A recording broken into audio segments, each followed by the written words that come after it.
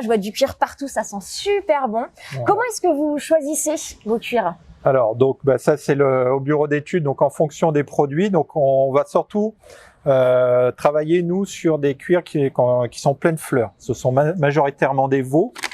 Donc là, par exemple, vous avez un exemplaire d'un veau. Donc, vous voyez, ça a une taille quand même relativement importante. Oui.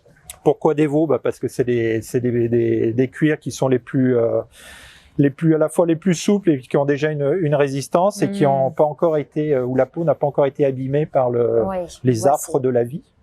Donc voilà. Donc c'est souple et net. Voilà, le choix il se fait. Bon, nous on travaille sur des chaussures qui demandent des épaisseurs de cuir assez importantes pour garantir une résistance. Et par rapport à la technique du Goodyear et du norvégien, il faut quand même des cuirs relativement épais. À partir de ça, donc c'est du caoutchouc, vous le recevez comme ça, et donc on va fabriquer la semelle. Voilà, exactement. Donc on reçoit, nous, un mélange de caoutchouc et de produits, de colorants qui vont composer la matière première de la semelle. Et à partir de cette barrette de caoutchouc, on va passer aux étapes de vulcanisation. Donc là, point de départ du travail du caoutchouc. Donc on va charger la machine. On intègre le cambrion, point important dans une semelle. Et en fonction du moule de la chaussure, de la taille, on va mettre des barrettes qui ont plus ou moins de matière pour pouvoir compléter entièrement le moule. Donc là, à la fin du processus de chauffe, le caoutchouc donc c'est ramolli. Et là, en fonction de la température de chauffe, on va avoir un caoutchouc qui va être plus ou moins dur, qui va donner une gomme plus ou moins robuste. D'accord. Alors là, on se retrouve dans la zone de découpe. Exactement. Donc là, on a vu qu'à partir de notre cuir, qui était une grande pièce, donc on va découper toutes nos pièces de cuir qu'on va retrouver ici. Donc là, vous avez toutes les différentes pièces pour composer une chaussure en fonction des différentes tailles et des différentes choses. D'accord. Là, vous pouvez vous rendre compte qu'il y a deux tas différents, c'est qu'on va couper à la fois le cuir du dessus, oui, mais on va aussi découper le cuir de la doublure.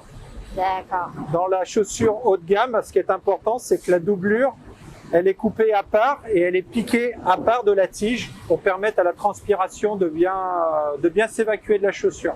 Ok. Donc pour cette découpe, oui, il y a différents types de découpe. Je vois plusieurs machines, donc j'imagine que chacune a sa fonction. Trois façons de découper les tiges.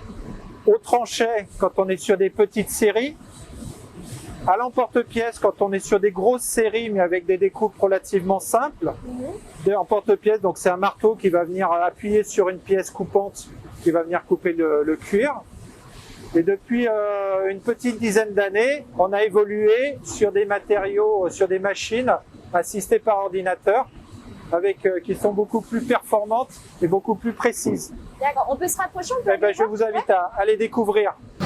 Alors, première étape, donc on retrouve notre pièce de cuir. Il va falloir positionner toutes nos pièces. Ah mais c'est un Tetris là en fait. C'est exactement. Pour optimiser la surface de cuir. On a le roi du Tetris. C'est amusant ça.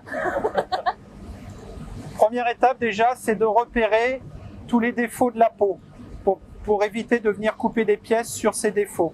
Ça peut être du creux, ça peut être des veines, des rides, des marques qui ont été faites sur la peau de la bête. Donc ça, il faut les éviter. D'accord. Ensuite, après, il va falloir venir positionner le maximum de pièces sur une peau pour avoir le rendement le plus important. Quand on achète une peau, on achète l'intégralité de la peau. Plus on arrive à découper de pièces dans une peau, plus on est efficace et plus on a du rendement important. Ici, l'atelier de piquage. Alors, il y a différents types de piquage. Vous pouvez nous en expliquer Exactement. les deux principes. En fonction du piquage qu'on va vouloir au niveau de la chaussure, les pièces de cuir vont aller vers telle ou telle machine pour être assemblées les unes aux autres. Donc là, ça passe par le chariot et puis ça se dispatche. On va aller voir un peu en détail comment se passe cette technique précise. Donc là, on est à une étape de piquage. Donc on est déjà assez avancé dans les différents assemblages de chaussures. Là, on va assembler la tige et la doublure. Alors donc là, ce qui est important, c'est d'avoir à la fois une précision importante, Oui. tout en ayant une rapidité d'exécution. Et le problème, c'est qu'on va utiliser des matières qui ont des souplesses différentes. Donc il faut s'adapter à chaque fois. faut s'adapter en fonction de deux types de cuir qui n'auront pas forcément la même élasticité.